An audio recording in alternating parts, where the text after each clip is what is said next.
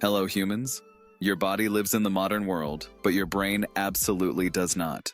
You have a smartphone, online banking, food delivery, noise-canceling headphones, and enough technology in your pocket to confuse a medieval king into cardiac arrest, yet one weird text message can still ruin your nervous system.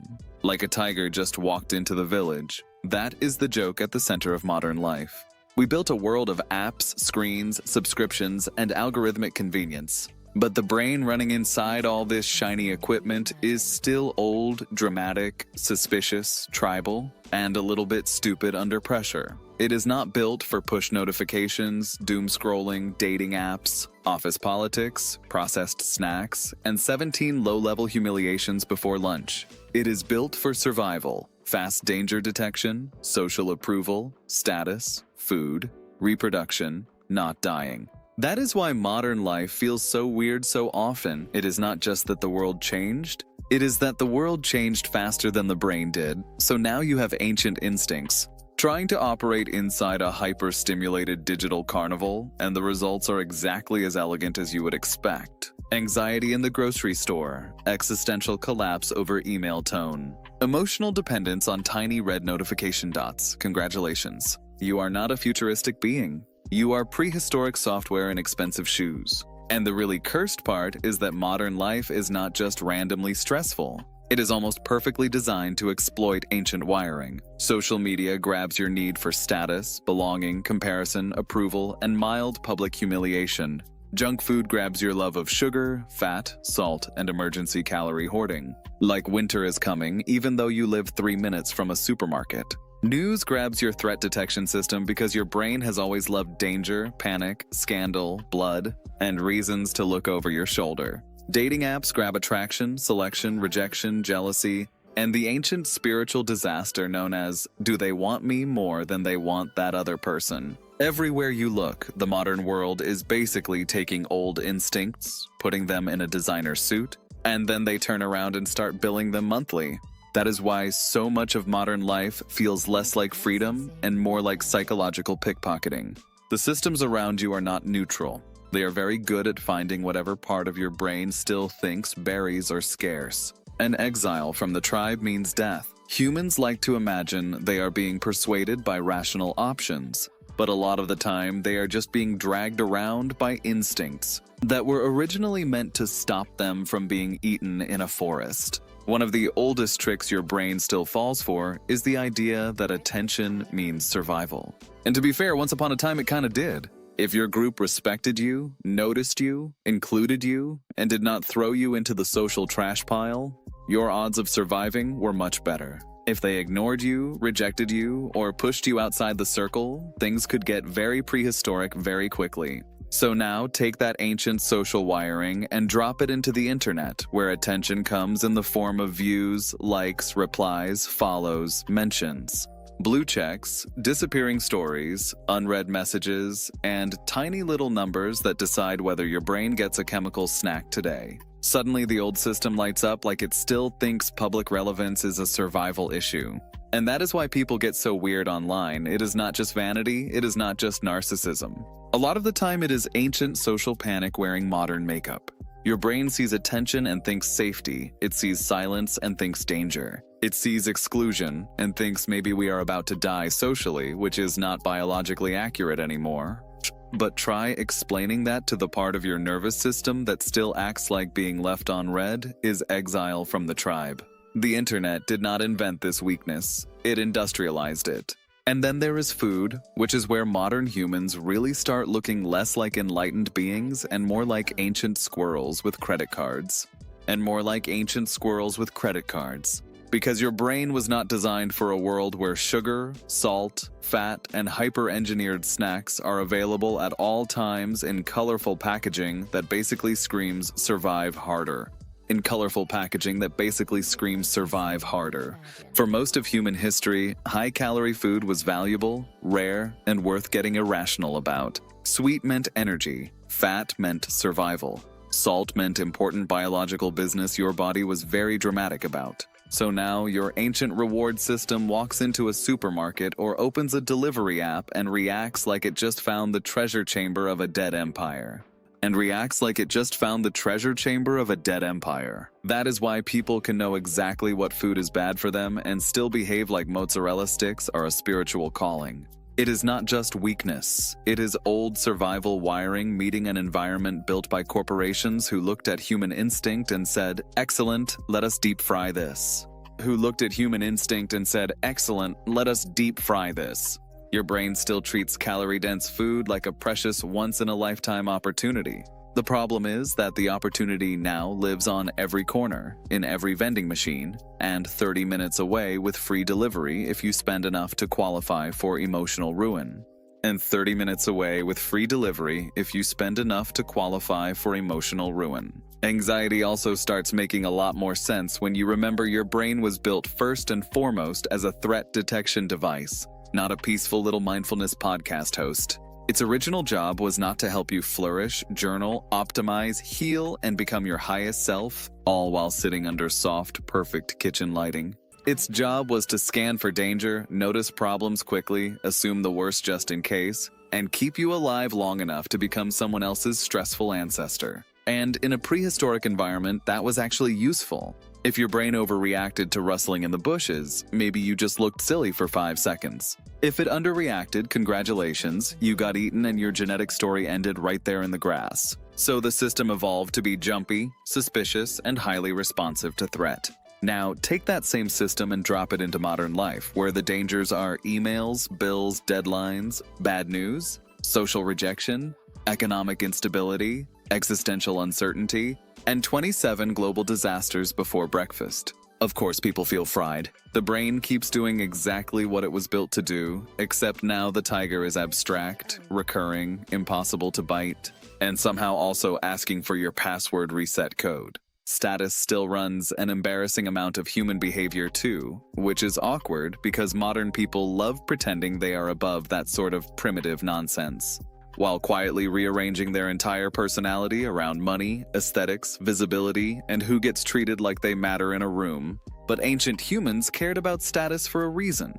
Higher status usually meant better access to resources, more safety, more allies, more mating opportunities, and a lower chance of being treated like disposable cave furniture. So the brain learned very quickly that social rank matters, a lot.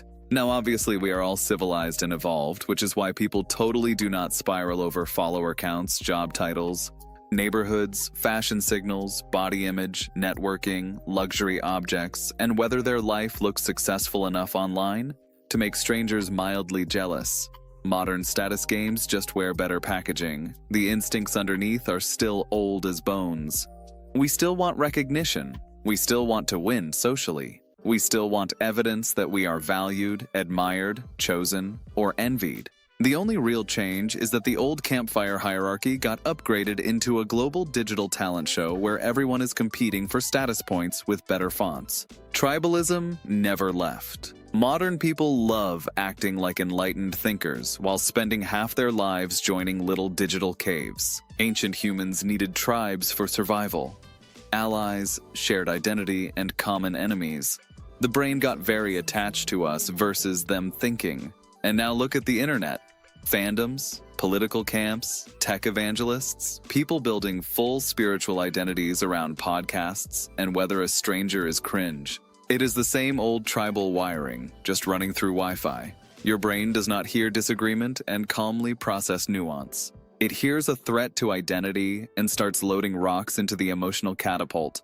We did not stop being tribal. We just upgraded from face paint and spears to profile pictures and comment sections, more embarrassing and definitely more efficient. Dating apps are another beautiful example of modern technology politely pretending to be advanced while absolutely body-slamming ancient mating instincts. On the surface, it all looks sleek and civilized. Profiles, algorithms, preferences, distance filters, compatibility scores. Little bios where people pretend they casually enjoy hiking and emotional maturity at the exact same rate. But underneath all that polished interface, the brain is still doing the same old prehistoric madness. Obsession over whether someone hotter, richer, taller, funnier, more symmetrical, or more socially validated is about to win instead. It is ancient mate selection wearing modern UX design like a fake mustache. That is why dating apps can feel so weirdly intense. Their oldest instincts are getting dragged through a casino of faces where desirability becomes quantifiable, rejection becomes scalable, and hope refreshes with every swipe. The apps speak in the language of technology, but the emotional software underneath is prehistoric. And this is where the modern world becomes truly unfair, because it has given ancient instincts something they were never supposed to have: infinite access. Ancient humans had limits: limited food, limited gossip, limited status comparison, limited stimulation, limited chances per day to become psychologically deranged. But now your old wiring lives in a world with endless snacks, endless feeds, endless outrage, endless novelty, endless comparison, endless dating options, endless porn, endless content, endless reasons to feel inadequate before breakfast. That is not a normal environment for a nervous system built to survive small group life on a dangerous planet with patchy resources and no push notifications. Old instincts were designed for scarcity. Modern systems hand them abundance with no off switch. So now your reward circuits do not just get activated sometimes, they get farmed. Your attention does not just wander, it gets harvested. And then there is dopamine, the chemical that basically turned your brain into a very polite addict with Wi-Fi. It was never designed for infinite scrolling and a world where novelty is always one thumb movement away. Originally, it was simple. Do something useful, get a reward, survive, everyone's happy. Now your brain is at a slot machine made of content. No one was refreshing at 2 a.m. like a haunted raccoon before. New video, new outrage. You feel something for exactly 3 seconds before needing the next fix. The system fires not because it's meaningful, but because it's new. That is the trick. Your brain wants anticipation, and modern platforms learned how to feed that loop endlessly. There's no prey, just an infinite digital forest of glowing distractions. Stay smart. Put the phone down.